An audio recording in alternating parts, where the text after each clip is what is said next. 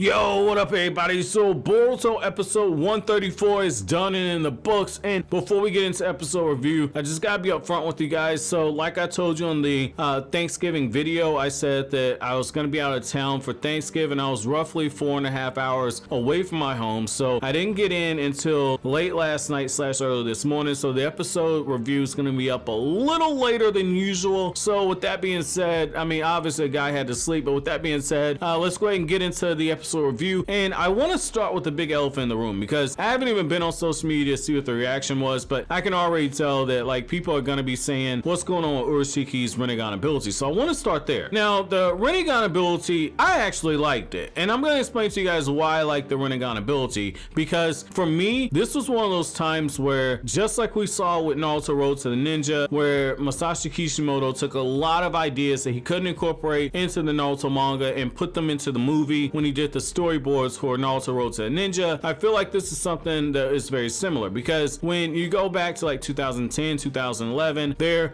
were strong rumors around that time period that Madoru Uchiha's Sharingan, his Mangekyo Sharingan ability, was that Madara could actually rewind time a few seconds, and it was never directly confirmed. But then a couple of years after that theory came out, you had the Naruto Storm Generations game that came out, where Masashi Kishimoto was directly overseeing the OVAs that were included in that game. And one of the things that people looked at the Hashirama versus Madara fight and said, is this a confirmation of the theory? Because Madara appeared to rewind time a few seconds using his Sharingan ability and alter the outcome in a way that's different than what originally happened. It's one of those things where, as I'm watching the episode, it makes me wonder how legit were those rumors that came out in the early 2010s. We're seeing Urashiki do exactly what those rumors stated: rewind time a few seconds, something completely different than the Sharingan Eye of Insight's ability to predict movement. So I like seeing little small things like that kind of thrown in there. It makes you wonder how much of what we heard in the early 2000s was true. Now when it comes to Sasuke's sacrifice in the early portion of the episode, I gotta be real with you, man. Like, as a Sasuke fan, I'm a little irritated that, you know, once again Sasuke's out of chakra, but I will say this: the fact that my man's breathing really heavy and everything, I felt like they're trying to give more emphasis on the fact that Sasuke's still not quite at 100% chakra. And I've discussed, you know, the whole thing about Sasuke being nerfed in this arc in a completely separate video, but I like seeing that little moment right there, because they did try and play up the fact that, okay, Sasuke's not quite at 100%. And I like the fact that we see Urashiki once again, that overconfidence is just getting there. It's just absolutely getting there, and it's at the point where he lets his guard down purposely at times, like when he's hunting down the teenage version of Sakura, because you got to remember Sakura at this point is 13 years old. So anybody from the FTC who might be watching this is about a 13-year-old child. This ain't child-friendly content, motherfucker. But I like the fact that when he's hunting down Sakura, he is saying, I could use my Byakugan's ability to see exactly where they are, but I don't want to waste any type of chakra. I don't want to waste it on anything effortless. It's almost like he's like, yo, this girl right here, she's useless. I ain't worried about her. But what I found fascinating about that scene though, okay, what I found fascinating is that it's a bit of a double-edged sword. Okay, so for the first thing is they are remaking the scene in the Forest of Death, where you had the sound ninja who were spying on Sakura, or Sakura's tending to Naruto and Sasuke. And then on the other side of it, you have something where it feels as if they're trying to incorporate some of the stuff that we got in the Sasuke Reston novel. I like that moment there, but I gotta say, on the back end though, how Boruto and Jiraiya are basically theorizing like, okay, what's going on with this dude's abilities? And you get this moment where Boruto sees Jiraiya's blood drying, and he notices something about Urashiki, but he can't quite confirm it. So what I like about this moment right here is that now we're starting to see the Boruto Uzumaki that we've all been accustomed to, okay? I like the fact that Boruto took the time to stop, analyze, come up with the plan, and say, I need to confirm this. So essentially, you're seeing Boruto show some of those Minato genes. So I thought that was really cool, and I like how even though Boruto's a genius, okay, even though he's a genius, Jiraiya has to tell him like, look, we need to stop, we need to think exactly about what this guy said, we need to absolutely be certain that what he's saying, whether or not it's a bluff or not. And he says, I don't think he's bluffing, but you know, your master sacrificed himself, also we could get away. If you can't go back there and definitively say that you're gonna win, I'm not letting you go back there. So I like how Jiraiya's putting his foot down when it comes to these two gaining. I thought that was really cool, but Jiraiya flat out states that that Urashiki's using a trick. So it's one of those things where he doesn't fully buy into the fact he can see the future,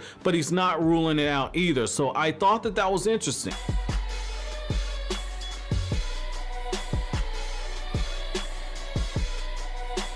And I like how, once again, when Boruto is able to confirm that Urashiki, his blood's drying at a different pace than everybody else, it's essentially coming up with the countermeasure for his jutsu. So I thought that was interesting. And I gotta say this, for those of you who don't know, this is why this is important, because essentially it takes blood at a normal rate to dry 60 minutes, okay? Roughly 60 minutes. Whereas if you start heating up the temperature, it can cut down to about 20-30 minutes. So I like the idea. I really like the idea, and obviously that's only if you raise it a little bit. If you raise up the temperature drastically, it's going to dry a lot faster. But I like the idea that they're incorporating some level of science in this. And what I found fascinating is the fact that you have this line where Urashiki says, I went forward in the future several dozens of times. And it's one of those things where you almost have to treat that statement like hyperbole, because we don't know what is several dozens to Urashiki. Like, if it's 5 dozen, if it's 5 dozen times, if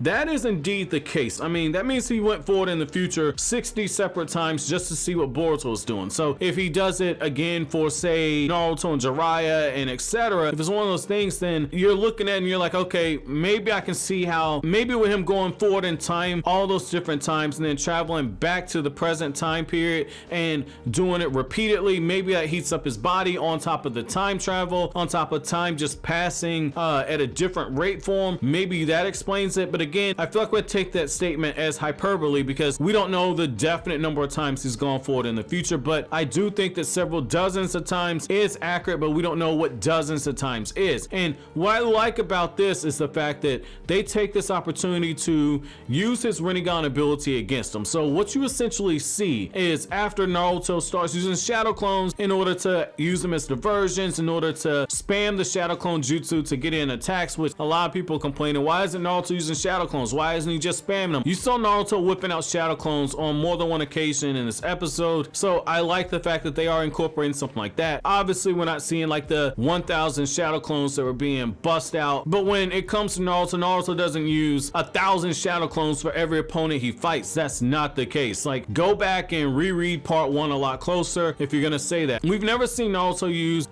more than 1,000 or so shadow clones, unless it's been somebody like Gaara, or unless it's been Kimimaro, or the very first chapter of the Naruto manga. So I like the idea that they take the moment to have that very cool combination where you have Naruto throwing the kunai around and you have the wires on there, which is a throwback to what Sasuke did against Orochimaru in the Forest of Death. And then you have Jiraiya use the Dragon Flame Jutsu, the exact same jutsu that Sasuke used to finish off Orochimaru seemingly in the Forest of Death. So once again, they're incorporating little small tidbits where, if you read the manga or you watch the anime, there are a few callbacks to stuff that you saw in part 1. So I thought that was interesting they went that route. But again, Urashiki, because he's able to go back in time and move forward in time several times, it's one of those times where, even though it's a few seconds for them, they aren't able to counter exactly what he's doing. So the one thing I will say about all this is that once they're in the Toad's stomach and they have all those gases and everything going, I felt like they're trying to telegraph the fact that Jiraiya's telling Naruto and Boruto to reserve your strength, don't move around too much, and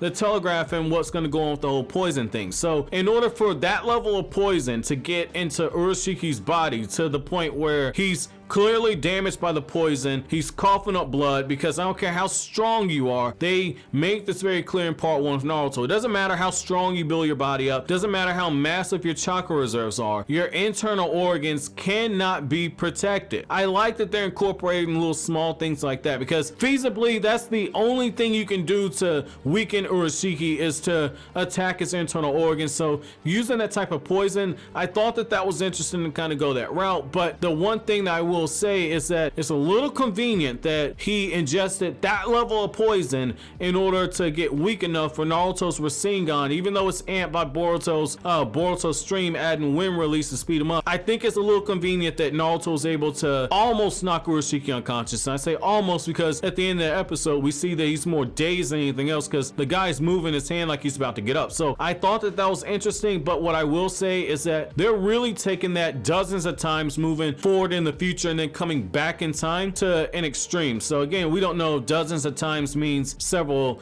hundreds, several thousands. We don't know what that number is. So it's going to be interesting to see how they kind of roll with that. Because again, if they're going to have that poison lingering, that's going to be interesting, especially given the fact that in the next episode preview, it looks as if Urashiki is about to undergo some type of transformation. Not really sure that's going because he has to ingest the chakra of an Sasuke in order to do so. So that's going to be interesting to see how they kind of explain that. But you know, my episode question to you guys is, what are your thoughts about Urashiki's Rinnegan ability? Do you think that it is something that's too broken, and do you think it's something that is a little too closely related to the properties of the Sharingan's Eye of Insight, which allows you to predict movements? But as always, guys, if you like anything I had to say, don't forget to comment, rate, subscribe, share. Thank you so much for watching all the way to the end. Have an awesome day, guys.